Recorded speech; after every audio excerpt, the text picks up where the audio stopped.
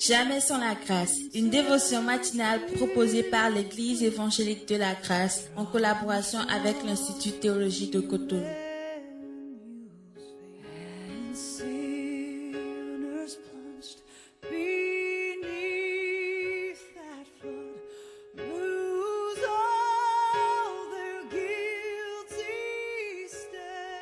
Bonjour, chers amis, chers auditeurs. Nous vous saluons dans le précieux nom de notre Seigneur Jésus. Que peu importe le moyen par lequel vous nous suivez, que ce soit par notre groupe Croissance ou par les réseaux sociaux, que Dieu vous bénisse et nous allons simplement prier. Père, merci beaucoup pour cette nouvelle journée, cette nouvelle dévotion. Tu déclares dans ta parole que nous les hommes, aussi méchants que nous sommes ou que nous soyons, nous savons donner de bonnes choses à nos enfants. À plus forte raison, toi, notre Père qui est dans les cieux, tu nous donnes de bonnes choses ce matin. Merci beaucoup. Amen. Donc, nous continuons dans notre psaume, le psaume 45.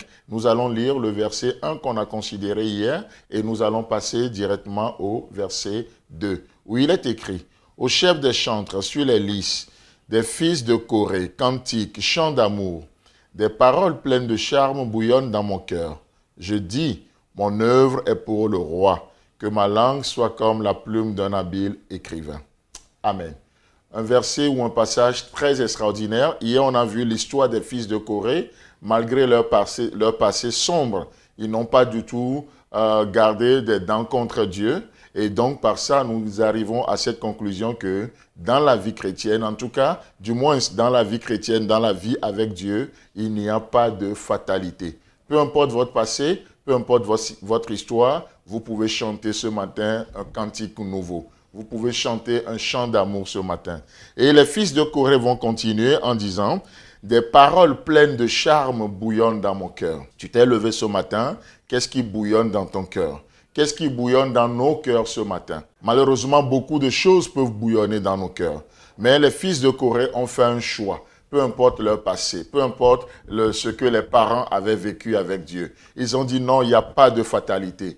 Pour ce qui nous concerne, nous, dans cette journée, des paroles pleines de charme, c'est-à-dire des belles paroles. Voilà les chants que nous chantons. Nous chantons combien Dieu est merveilleux. Nous chantons un cantique nouveau. Nous adorons notre Dieu. Nous chantons des chants de reconnaissance. Je regarde ma famille. C'est que des cantiques pleins de charme qui remplissent ma bouche. Je pense à mon travail ce matin. Alors que je me lève, je me prépare pour mon travail. Ce n'est pas un cantique d'amertume. Ce n'est pas un cantique de regret. Ce n'est pas un cantique de « oh là là, encore, je vais aller encore voir mes collègues, encore ce patron, oh là là ». Non, des cantiques pleins de charme, des paroles pleines de charme bouillonnent dans mon cœur. Des paroles pleines de charme. Et vous savez quoi? Ce matin, déjà, même en faisant cette dévotion, des paroles pleines de charme bouillonnent dans mon cœur. Parce que je me dis, mais waouh, qu'est-ce que les gens sont là, ils nous suivent, ils sont bénis. Des paroles pleines de charme. Ce n'est pas des paroles de religion, ce n'est pas des paroles de « oui, encore cette dévotion ». Non, des paroles pleines de charme bouillonnent dans mon cœur. Et vous savez pourquoi? La suite nous le dit. Et je dis, mon œuvre est pour le roi. Vous savez, ça c'est notre problème souvent, parce que nous ne travaillons pas pour le roi.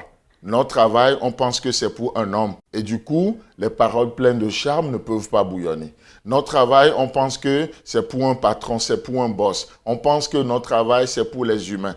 On pense que notre travail, c'est juste pour payer des factures à la fin du mois. On pense que notre travail, c'est une malédiction que Dieu nous a donnée. Et Dieu, le Sami dit non, non, non, non, loin de là. Peu importe le travail que vous faites, vous êtes un homme d'affaires, si c'est Dieu qui vous a appelé à faire des affaires, votre travail c'est pour le roi. Je suis un prédicateur comme je le suis. Mon travail, si c'est Dieu qui m'a appelé à prêcher, et si ce n'est pas un raccourci que j'ai pris dans la vie, alors mon œuvre est pour le roi. Peu importe qui vous êtes, peu importe ce que vous faites. Si c'est Dieu qui vous a appelé à le faire, vous pouvez déclarer comme les fils de Corée, mon œuvre est pour le roi. Et si votre œuvre est pour le roi, qu'est-ce qui se passe? Il y a une des choses qui caractérise l'Esprit de Dieu, c'est la joie. C'est la passion avec laquelle nous faisons les choses. Mon œuvre est pour le roi. Mon œuvre est pour le roi. Que ma langue soit comme la plume d'un habile écrivain.